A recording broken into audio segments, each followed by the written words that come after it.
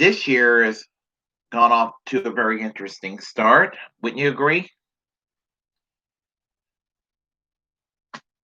During the past weekend, both House Speaker Nancy Pelosi and Senate Majority Leader Mitch McConnell's home back where they reside officially were vandalized. That's correct. In San Francisco, California, Nancy Pelosi's home, the place that has the two large refrigerators with that cost around $12,000 a piece, where all that expensive chocolate is stored so she can go and stuff her face during this COVID crisis. Yeah, that home. It was vandalized. Mitch McConnell's home in Louisville, Kentucky was also vandalized. Anyone who is responsible for it, they were wrong, is immoral. You shouldn't do that. Having that said, while I do think it was immoral to go and vandalize the home of Nancy Pelosi and Mitch McConnell, I find it very difficult to express any sympathy, any pity, or any empathy whatsoever, what have you, toward either Pelosi or McConnell. I just don't have it in me. I'm not saying that it was good that their homes were vandalized. I'm just saying I'm just saying considering what's going on in this country and their attitudes, it's hard to feel any pity for them. You got to remember, both Nancy Pelosi and Mitch McConnell are super wealthy. They're part of that 1%. And between the two of them, they're worth several $100 million. Sure, neither of them are as wealthy as Donald Trump, because Donald Trump's a billionaire. But let me tell you, both Nancy Pelosi and Mitch McConnell are part of that 1%. The people who have the best health care when they need it, the people who don't have to worry about paying bills, the kitchen table issues. They don't have to worry about these things. They got great retirement. They got perks. They can go anywhere they want in the United States and around the world with our taxpayer money. They can go and live it up. And they have more access to influence than any of us could ever know. No sympathy for them. I mean, I just don't have any sympathy. But here's the thing. Let's go and start talking about the super obvious asshole first. Yeah, that guy, Mitch McConnell. Mitch McConnell helped pave way for the CARES Act, the transfer of $4.5 trillion to American corporations and some of the corporations that are overseas, and the premise that they will go and protect the workers and not lay them off. Many of those companies lay the workers off anyway. And, Steve Mnuchin basically told corporate America, come on, boys, we got cash to give. Now when it comes to UBI, the Medicare for all, free college, can't afford that. But when it comes to bailing out corporations, and we did this back in the late Bush years, with the housing bubble, the housing crash, and all these, real estate companies and the banks and the insurance companies and all these institutions were bailed out. But and when there's a country to invade, a country full of brown people to invade, especially if they have oil in their country, oh, the money is there to bomb the shit out of them. But we don't have any money for Medicare for all here. But yet we do, because even when we're bombing the shit out of brown people, technically white people with olive skin in Iraq and Afghanistan that happen to be Muslim, we bomb the shit out of them, but we give them Medicare for all afterwards. Yes, our U.S. tax dollars are paying for single payer Medicare for all in Iraq, and Afghanistan. But we don't have the money for that kind of healthcare here. It shows you where the priorities are with these people. And Mitch McConnell is a big proponent of the military-industrial complex. He's a neocon, and he's just the rubber stamp everything that's shitty about the Republican Party. Mitch McConnell is the face of that. Oh, well, what about Nancy Pelosi, the supposed progressive opposition in the U.S. House? Well, she's the other asshole. Because this is one of the rare occasions you're going to see me kind of defending Donald Trump. And what I mean by that is that prior to the election, there was another COVID relief package.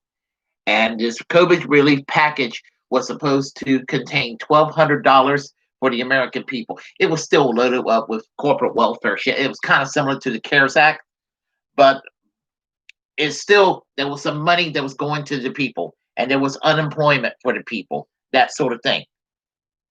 Well, guess what? Nancy Pelosi called it a half a loaf. And, and it was because that she did not want to give Donald Trump an edge in the election. And, and the thing about it is, she did it for partisan reasons. And after the election, there was another stimulus package, no stimulus checks, and was just riddled with corporate welfare. And then all of a sudden, they kind of worked out something, $600. Nancy, you don't know how to negotiate. And then Donald Trump started talking about the $2,000, and then it looked like that $600 was going to become $2,000. And then it went up to the Senate, and Mitch McConnell found a way to kill it. And the thing about it is, Mitch McConnell act like he always got the corporate welfare money. He's got their backs. He's got the backs of corporations and the military-industrial complex. But when it comes to people on Main Street instead of his Wall Street friends, well, we're just being too generous, and we got to go. Oh, let me do the Mitch McConnell impression. Oh, we can't be doing this for the American people. Oh, this is unnatural. We got to go and be cruel to them because corporations are our best friends. And I'll put up the front that's just me with the Republicans, and I am with the Republicans. But the Democrats, we go to the same cocktail parties, and we put up a good front. That's Mitch McConnell in a nutshell. And in a nutshell, Nancy Pelosi, she goes, and I can guarantee you, she goes to the same cocktail parties with Mitch McConnell too. It's a dog and pony show. They're both assholes. And and think about it, I'm in some ways I'm more mad at Nancy Pelosi because I know what to expect from Mitch McConnell. That is Mitch McConnell. I mean, he's basically, and Bob Dole's a moderate Republican by today's standards, but he was sort of like a Bob Dole-like figure, but to the right of Bob Dole, but to the left of Jesse Helms. It was almost as if Jesse Helms and Bob Dole could produce a love child, it would end up being Mitch McConnell. Not that I'm trying to shit on Bob Dole, but I'm just actually a little side note. I've actually had dinner once with Bob Dole, but I will probably save that story. I might have mentioned that before, and I'll tell you. I might tell you that in a later video about having dinner back in 2002 with Bob Dole. It happened. But anyway, getting back to what I was saying. So now you got Nancy Pelosi. I mean, at least with Mitch McConnell. Mitch McConnell's smart. He knows how to get shit done. He gets his way with everything. He's a dangerous man, and the sooner he's no longer Senate Majority Leader, the better it's going to be for the country. But with regard to Nancy Pelosi, we have a healthcare crisis. And it's one thing to not have healthcare prior to COVID, which we should have had healthcare as far back as the end of World War II, healthcare for all the American people.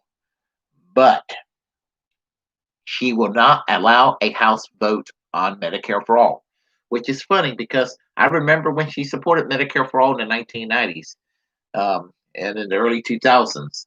At one time, I actually respected Nancy Pelosi. Now I can't stand her. And she is actually in the way between all of Americans getting health care. But even in the left, online progressive left, everybody's kind of divided. It's like they're all on the same page about Medicare for all, and everybody's sincere about how to get the Medicare for all.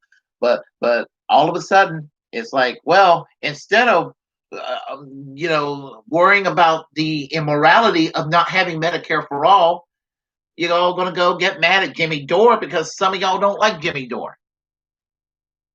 I mean, Jimmy Dore came up with a great idea, forced to vote. And I hope that squad, and I hope that maybe more than that squad, prevent Nancy Pelosi from being House Speaker, even if it means a more conservative Democrat. But she's got to learn. She's got to learn. You can't shit on the left.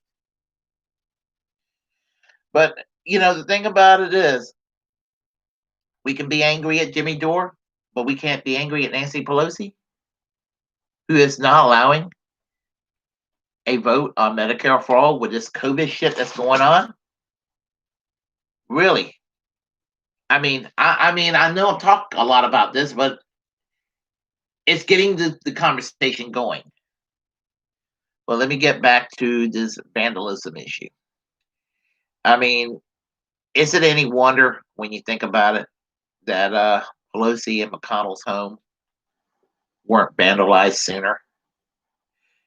People are suffering. You got COVID. That's actually destroying people's health. They're unfortunate enough to get it. Even if they don't die, they're permanently, they got permanent damages from it. Most people do. People are getting evicted from their homes. People are losing their jobs. People are losing their medical care. And I'm a pacifist. Violence is never justified. But here's the thing. The politicians better start helping the people, and they better start helping the people soon, or they could have a revolution in their hands. In the 1860s, 1870s, Otto von Bismarck of Germany realized that. He was a conservative. He realized that. He was scared of the rising Social Democratic Party of Germany at that time. And by the 1870s and 1880s, one of the world's first welfare states were founded. National health care, Social Security, things like that. Trade unions becoming politically stronger so they can get concessions and fair wages and good working conditions from companies. And that's the thing right there. He realized it. He got it. The people, the Tsar and the royal family in Russia, they didn't get it, and then they were eliminated. And 70 years of just misery in the Soviet Union transpired because you had the elite in Russia, the Tsar and the ruling class that treated their people like shit. And I do not want that happening. I want America to be at peace. I want to be a civil society. I want America to be like our closest allies in Europe, where healthcare is something you take for granted. You don't even think about it because it's there. And when people retire, they retire at a fairly younger age than we do here, and they can enjoy life. They have a good deal. In a political debate years and years ago, a friend of mine, and I mention him occasionally, Dwight Welch, who is a UCC pastor in Billings, Montana, basically, told one conservative about European socialism and how successful it was. Because after World War II, the welfare state and national health care started to transpire in each of these countries. Some of the countries had it prior, but pretty much every country started having it for the first 30 years after World War II. All these countries started developing these systems, and they end up surpassing us. But you know what? You know what this European socialism did? It made life so good for the people in those countries that communism was not an alternative. Fascism's being returning was not an alternative. It was not a suitable option either. That there was the good life, and it wasn't perfect in those countries. No country's perfect, but the fact that they have healthcare security and they had a lot of unionized jobs and generous retirement and the welfare state being very generous and in an entitlement sort of way and not a mean tested sort of way, life was good. And it was able to, in many ways, combat COVID way better than the Americans. With New Zealand down under, New Zealand being the best example, because COVID is no longer in existence officially in New Zealand. They're back to normal. But I digress. But Americans, y'all keep electing people like Nancy Pelosi and Mitch McConnell. You reap what you sow with these people. Really, you do. If you like what you heard, press like and comment. If you were like, damn it, the hell did this guy have to say? Attitude?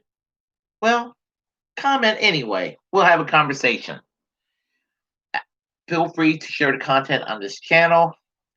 As a First Amendment absolutist, it's my duty to inform you that if you're passionate about something, you have a platform, utilize it. If you're passionate about something, you don't have a platform, develop that platform, utilize it, because we're the muckrakers of our time. And most importantly, subscribe to this channel, make it relevant, make it grow. And until next time, I am American Social Democracy. Peace and Bernie Sanders for president, year 2024.